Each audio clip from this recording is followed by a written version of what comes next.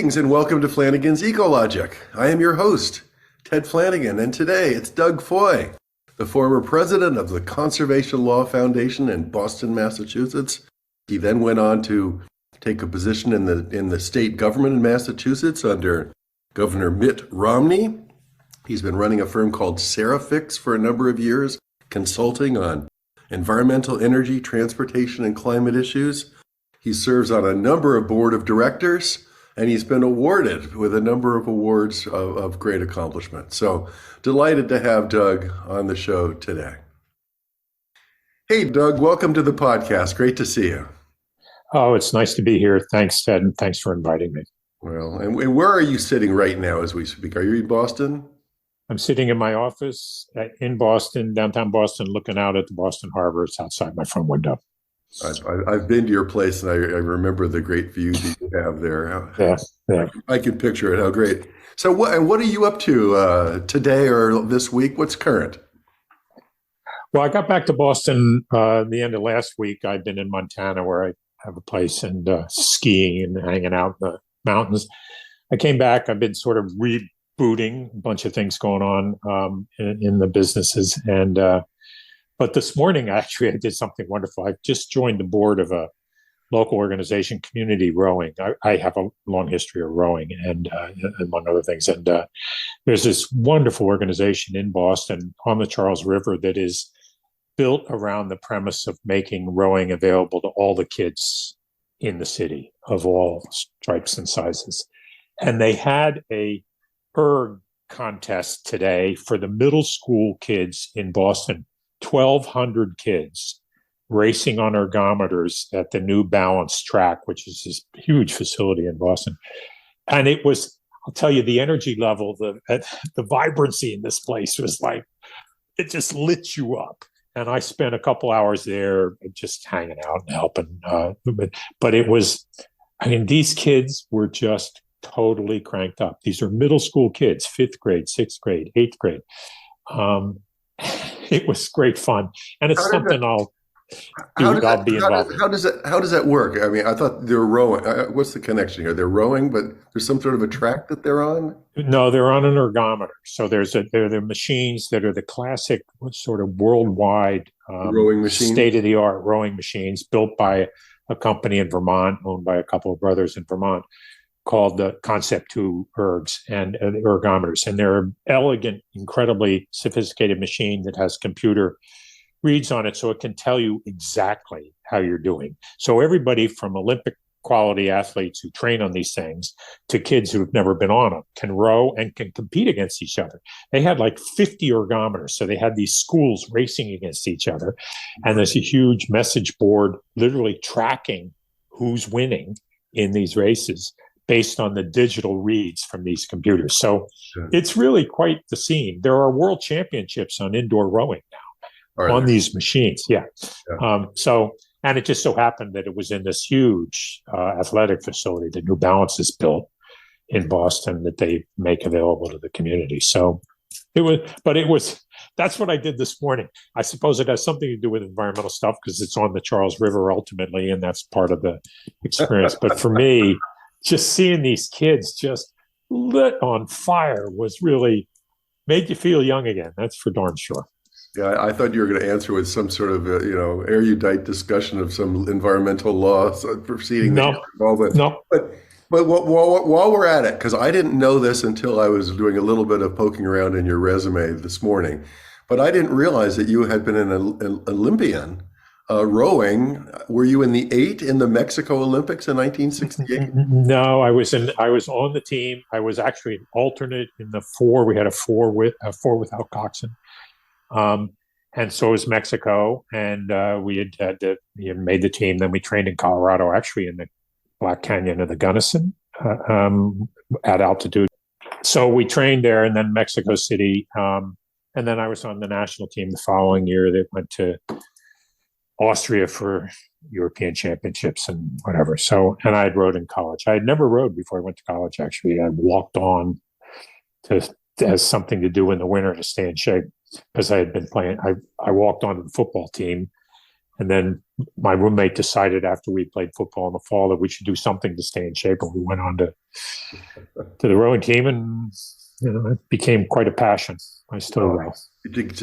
Your congratulations. I mean, those are huge accomplishments, obviously. Yeah, it was fascinating. Mexico was a fascinating experience. And it was the first third world country, developing world country, to actually host the games. So it was a really big deal for Mexico. And where did you grow up, Doug? Where was home for you? I grew up in New Jersey, northern New Jersey, central New Jersey, and then northern New Jersey. And first by the ocean as a kid, and then my father moved to another job, and we moved up into central North Jersey, and in a beautiful little town with lakes and trails. And so I'd spent most of my youth, my brother and I, outside doing something outside. Sports or something, right? Sports, or wandering through the woods, or building, snow forts, or doing whatever, riding our bikes, hiking, whatever. So and then off you went to Princeton, which is, I guess, where you took up rowing. But yeah. I was interested electrical engineering and physics. Yeah, you took the easy road. What? Yeah, I took the light curriculum, and physics. I mean, Princeton and the electrical engineering department was quite a good one, but the physics department is world class. I mean, it's sort of the among the finest physics programs anywhere, along with probably the Cavendish labs in Cambridge and a couple of MIT, Caltech. But and so it was sort of irresistible, and I had a science gene that had always sort of motivated me. So studied physics, loved it.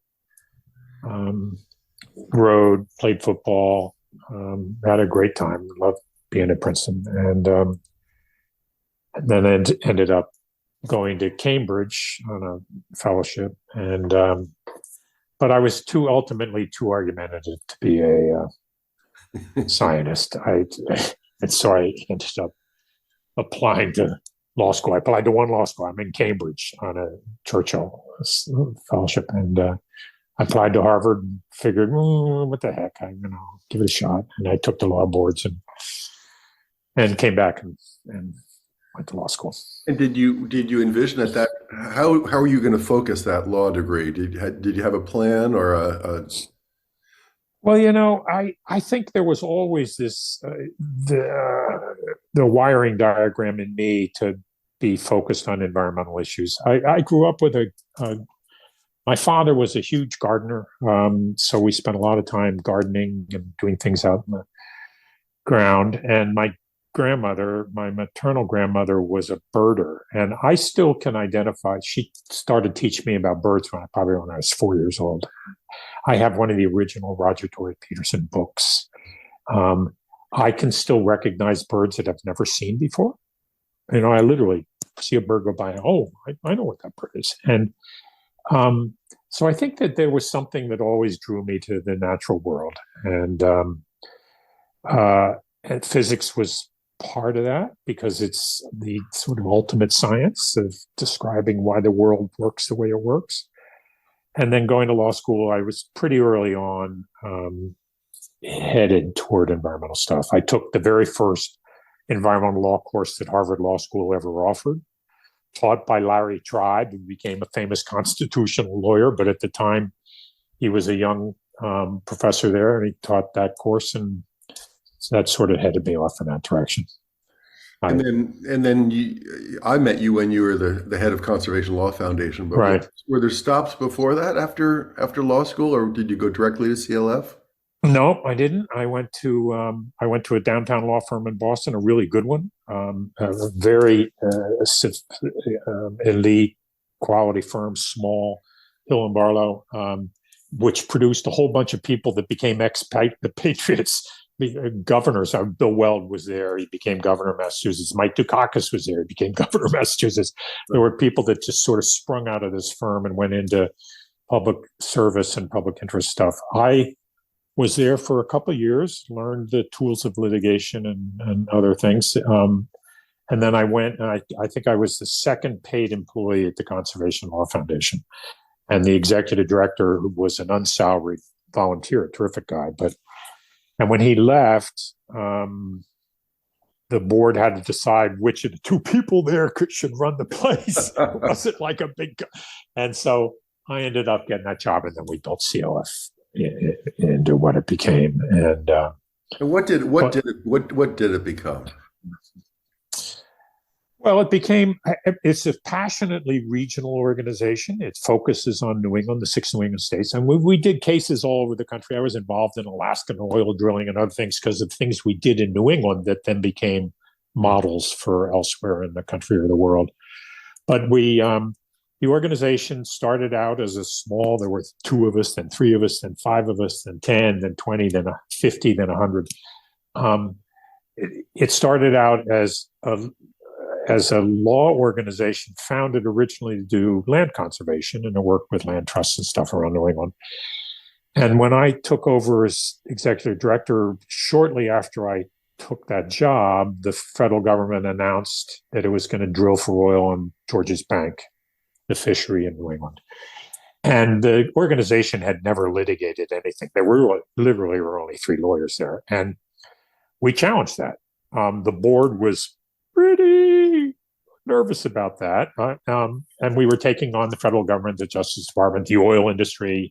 Oil industry intervened. Covington and Burling was their lawyer. I mean, all these high-flying law firms. We challenged it. We got the first injunction against offshore oil and gas drilling ever in the country. The folks at NRDC who had lost a bunch of those cases told us, you can't win. They're going to crush it. We said, okay. And we won that case, went to the Supreme Court on an emergency appeal, where we won again. We won in district court, won in the Court of Appeals, won in the Supreme Court, and then stopped every successive lease sale after that. And Georges Bank was then removed from leasing 5-10 years later. And that started us down a path of using litigation as a tool. And it was in the early days of the heyday of environmental litigation. So we filed lawsuits on oil and gas, on fisheries management, cleaning up harbors, Boston Harbor, and a bunch of others, air pollution. We did probably 100 utility cases trying to force the utility industry to invest in energy efficiency, stop building coal-fired power plants. We did childhood lead poisoning cases to protect children from lead poisoning. We did transit cases to force transit investment rather than just building highways everywhere. So the organization became a multifaceted lawyers, scientists, economists. We prided ourselves on molding solutions rather than just stopping bad stuff. I mean, we felt obligated to actually craft an answer to things that were. So Boston Harbor, we spent a lot of time figuring out, helping the state figure out how to build the treatment works and how to get it done. And when we filed that case in 1983, and the goal was to clean the harbor up so the graduating high school class of the year 2000 could swim in its own water. Because these are kids that couldn't afford to go to Cape Cod to get to a beach. So that if they couldn't swim here, they couldn't swim anywhere. And this Commonwealth at the time told us, no, that couldn't be done before 2020, 40 years later. And we said, no, that's ridiculous. And it was clean by the year 2000, and the kids can swim in that water now everywhere. You catch striped bass off the bridge in Charlestown, 4 foot long. So the organization was focused on a variety of environmental issues, ultimately in climate change as well, but very much committed to forging answers. So that's why we had a staff of economists, a staff of scientists, fisheries management people, lead poisoning experts, community organizers. And the organization is still thriving 50 years later. We had offices in all 6 New England states, and by design focused on those states and then what the regional opportunities were. Well, congratulations. And I hooked up with you with when the big dig was going on in Boston. The big dig was planned for Boston. And what was the story there? This was like an enormous tunnel that was going to go right underneath the downtown. Yeah. Well, the highway had been built in the 50s, classic 50s mentality, built a hideous, terrible elevated highway through the center of the city, rip out the neighborhoods and build the highway. So you had a 6 or 8 lane elevated structure. It cut the city of Boston off from its waterfront. The waterfront was, of course, polluted, heavily polluted harbor, one of the dirtiest in the country. So nobody wanted to be in the water anyway, but still there was no way to even get there. And the proposal was to bury the road, which in theory was a really good idea. And in fact, ultimately has proven to be a wonderful result for Boston. But it also was going to cost $15 billion. And the Commonwealth was going to pay a fair amount of that. So we went into it saying, well, we're in favor of tearing the road down. We think that's a really good idea. Why don't you just tear the damn road down and invest all this money in the transit system? And the Commonwealth said, no, we're not going to do that. We're not going to. We don't need the transit. This road isn't going to fill up with cars. And we said, of course it's going to fill up with cars, and you're going to make air quality worse, even though you'll make visual quality much better. So we filed a lawsuit to force them. What they had said in their environmental impact statement was, the road won't fill up with cars and make air pollution worse because we're going to do all this other transit stuff, build the Green Line to Somerville and do all this stuff. And we went in and said, okay, your environmental impact says the impact statement says you're going to do all this. We're going to file a lawsuit to make sure you do all that. And we're going to hold you to those promises. And that's what happened. And those became known as the CLF transit commitments. And it was $5 billion worth of transit investment that extended the Green Line to Somerville, which is now open. I got on the Green Line yesterday, and it had Union Square as its destination, which is in Somerville, and then it goes to Tufts. It's hugely important transit investment, bunch of other things. And that was that lawsuit. We also, originally the proposal was once they tore the road down, they were going to fill all that space up with new buildings. And we said, no, whoa. This is the perfect example to create a perfect opportunity to create the connection to the water. We had already filed the lawsuit to clean up the harbor. So we're going to have a clean harbor. Let's have a park that connects the city to its waterfront. And that became the Greenway, the Rose Kennedy Greenway, which is, instead of having buildings in that where the road used to be, we have this beautiful linear park that runs all the way through the city. That was also part of the lawsuit. Oh, that's fantastic. That's fantastic. Amazing. Congratulations. What amazing accomplishments at CLF. And I'm glad that it's still going strong. 2003, Mitt Romney elected governor of Massachusetts, right, and elects Foy to be his. What was the title of your? I was secretary or chief of Commonwealth Development. So Commonwealth Development, which is 4 agencies: housing, transportation, environment, and energy. And I didn't vote for Mitt Romney. I voted for the other person. I'm a Democrat or an independent in Massachusetts. Most of us are independents, but he got elected, and his campaign staff had been coming to CLF asking questions and wanting to understand things like climate change and transit and stuff. And then the stuff would pop up in the campaign. They actually were paying attention. And I thought, wow. And we were agnostic. We would talk to any political candidate that wanted to be talked to. And so I thought, wow, they're really thinking carefully about this. And then 2 days after he was elected, and I had never met him, he and the guy who had run his campaign and then became Secretary of Administration and Finance called me up and said, we have an idea sort of based on the way you guys are structured, because we were a matrix organization. We had the way we covered issues and the way we had different skill sets applied to them. And they said, we think that the housing, transportation, environment agencies need to be much better coordinated to think about siting of housing, think about transit connections, walkability, think about the environmental impact of all this. And you guys have been doing all that in an integrated way, and we'd like to integrate that in state government. And so we want to combine those 3 agencies into one big effort. And we'd like you to head that agency. And if you don't agree to do it, we won't do it. And I said, oh, hell. I said, well, you need to add energy to that equation, but okay. And so that's got me into government. And it was quite a run, and then of course, Mitt Romney went off to run for president, and I went into the private sector. But in government, it's an incredibly intense experience. It's wonderful. You feel the pressure, the weight of the public purpose and the public civic obligations every day. You wake up, you live and breathe it every day. And, I think we got a lot of interesting stuff done. We wrote the first climate plan, I think, in the country, certainly for Massachusetts. We did all these, we pulled the final trigger on the lawsuits that I had filed at COF to get the transit stuff built.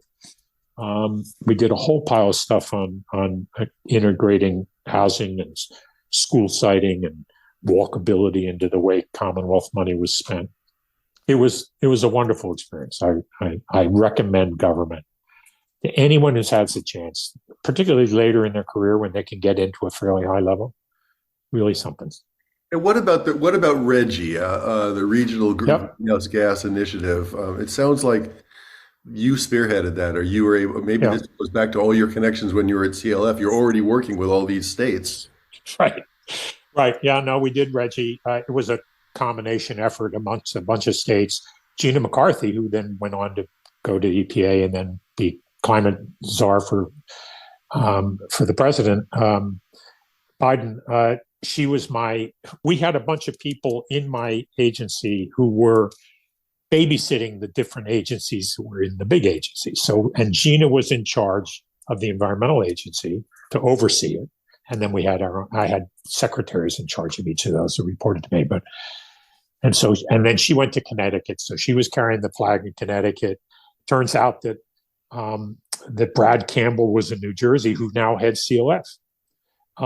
And New York and Massachusetts. Those four states were the craftsmen of this. I was the spearhead in Massachusetts. And ultimately, Governor Romney didn't sign it because he wanted to run for president and he had to turn away from all that we had done on climate, even though he knew, and I know he knows, how important it all was. I mean, he embraced our climate plan.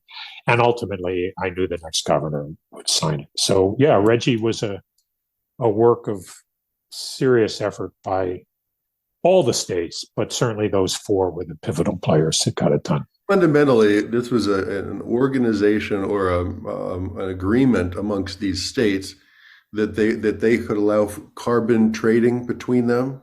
Yep, on a regional basis. And with California, the Northeast states in California are something like the third or fourth biggest economy in the world. We're talking about a really significant thing. And California was working on its own trading regime when we did RGGI. The Europeans were fascinated with this because they thought everything had to go through Washington. And we were saying, no, Washington isn't going to get this anytime soon, but we're going to get it. And did. Yeah, so it trades carbon in the utility sector. There was an effort to actually extend it recently to the transportation sector, which has been stillborn at the moment, but I think will eventually happen. Mm-hmm. But it's been very effective, and hundreds and hundreds and hundreds of millions of dollars generated by the trading regimes have been invested in energy efficiency in the RGGI states. Right. Now, what does one do after one's been the chief of Commonwealth Development? Once one takes a deep breath. Actually, we went to my maid and I, she and I went down to visit friends in Miami the day after I left government. And they had invited us down. So we go down there. And I remember getting up that morning. It must have been a Saturday morning. I left on a Friday, I think.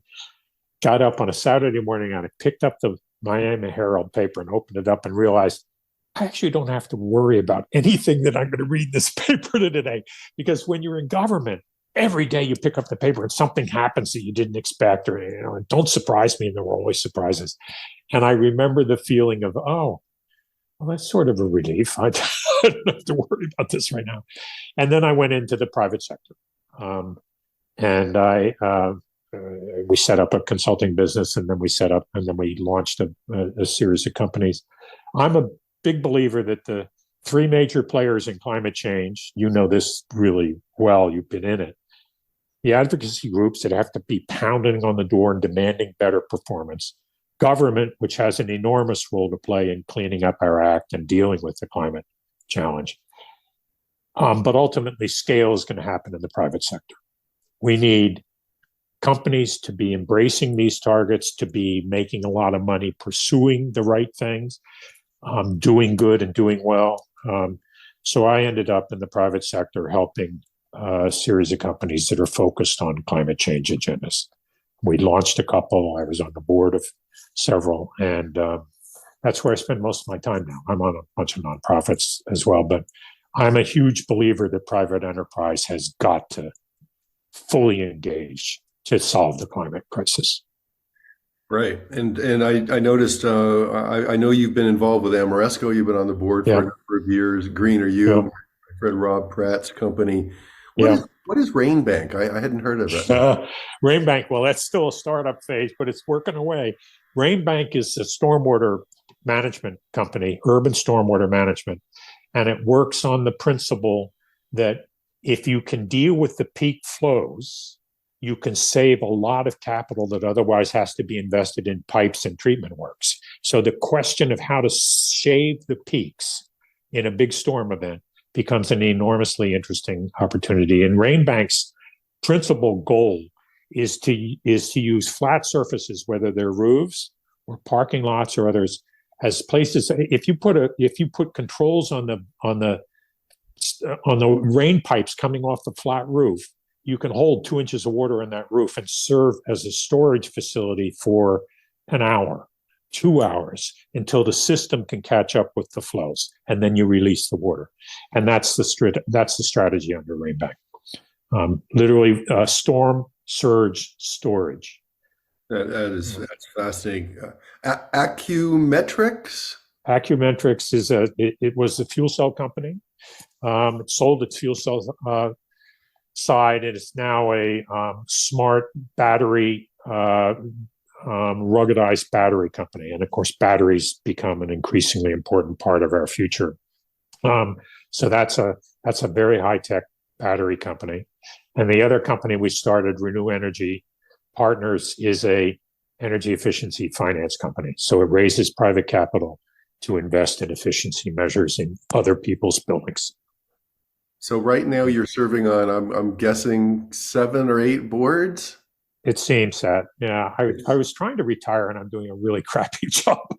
Well, I wanted to ask you, I mean, I don't know, when I hear about your grandchildren, you're reading to your grandchildren, I hear about they're out in Concord, that's not far away. I hear about your place out in Montana. I hear about your place in Vermont. Sugarbush, yeah. Sugarbush. I'm not worried about Doug Foy. I usually ask my guests, how do they maintain balance? But it seems like you've got it covered here. Well, I feel blessed. I've had incredible colleagues all my career, just like you. Wonderful people that I've been privileged to work with and for. The trajectory of my career has been, I didn't plan it that way, but it's starting out in an environmental advocacy group and in government and now in the private sector. If I had it to do over again, I'd probably do the same thing again. But I still get, part of me is still fascinated with the natural world and wants to be out in the natural world. So I spent a lot of time backpacking. I spent a lot of time skiing, hiking, taking my grandchildren out into those places, taking myself and my friends and family out into those places. And I still am happily trucking off for 6-day backpacks in the Beartooth Mountains in Montana. That's to be with that beautiful place. So good stuff. Yeah. Thanks, Doug. So good to talk to you today. Oh, it's great to talk to you, Ted. And take care. Thanks for having me on. See you soon. See you. That's it. Thanks for listening to Flanigan's Ecologic. We'll see you next time.